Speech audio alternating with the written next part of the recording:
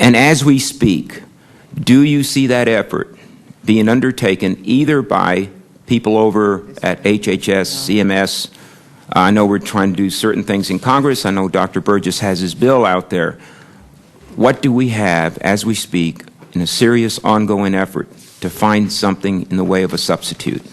I think the real good news here is that over the last 2 or 3 years, there has been some great collaborations between CMS, the physician community, and I think Congress to a large extent to really find a better way to pay physicians, to really think about paying for outcomes, to pay for quality, pay for better safety of care, instead of the volume of care that's out there right now.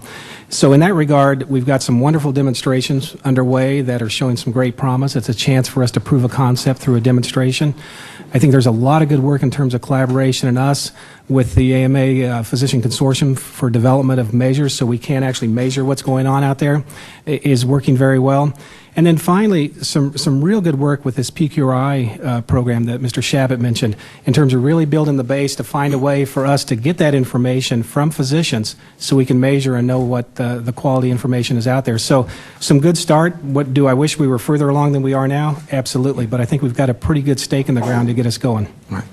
And as we come into a new administration, we're hoping that we're going to be much more aggressive, and I do believe it really is of a legislative it's imperative that Congress leads the way. I really believe that, regardless of who wins the election, who's going to be there, and hopefully we'll have people that are going to be sensitive to it and such. I'm going to read from the memorandum prepared by staff. The law specifies a formula for the annual update to the physician's fee schedule. Part of the update is based on whether spending in a prior year has exceeded or fallen below a spending target. It is calculated using the Sustainable Growth Rate, SGR, a cumulative one for Medicare spending growth over time. If spending is in excess of the target, the update for a future year is reduced. The goal is to bring spending back in line. I think that is the fundamental principle of the SGR. It is not reality-based. Whether it's Congress, whether it's the president, or whatever, we figure what we want to spend in a particular year, and then we make things fix. If we say we're only going to have $10 to reimburse physicians, even though the cost of providing the service is $15, we are still going to do $10, and we may torture different numbers and formulas. But I think that's why we're all in agreement. So then we come over to your testimony, and it says, but in every year since 2002, Congress has overridden the statutory cost growth control, the sustainable growth rate.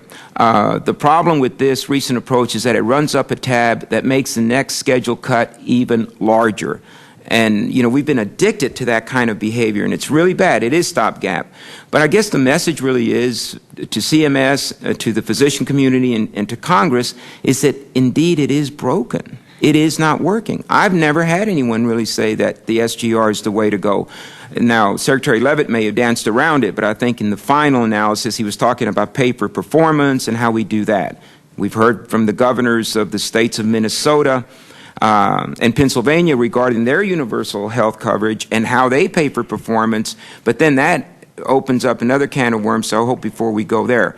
I'm going to leave you with one last thought that I hope that you're very cognizant of, and I think that you are. Everyone in the audience is.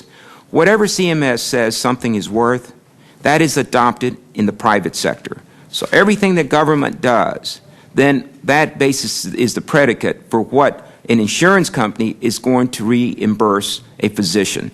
So if we've got problems with Medicare, can you imagine the spillover? And so now that is cumulative, but it presents great challenges.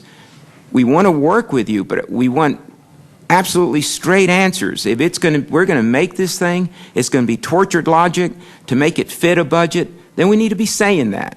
And that is never going to work. And I think that is going to be the biggest obstacle and challenge for all of us. But again, I appreciate what you do, and again, your candid remarks today, and I yield back, Madam Chair.